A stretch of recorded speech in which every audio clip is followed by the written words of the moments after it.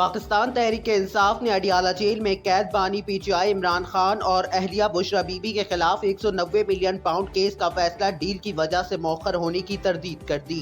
Chairman PTI barrister Gauhar ने party रहनुमाओं के हमरा प्रेस कॉन्फ्रेंस में वाज़ेह किया कि 190 मिलियन पाउंड केस का फैसला डील की वजह से मौखर नहीं हो रहा।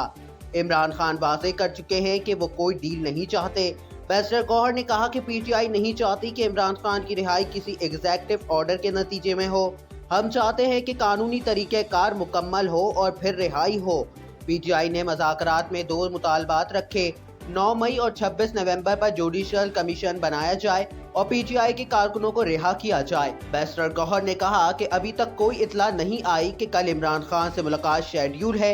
मुज़ाकरात पाकिस्तान के लिए कर रहे हैं और इसमें तातुल नहीं आना चाहिए। हम अपनी तैयारी शुरू कर चुके हैं।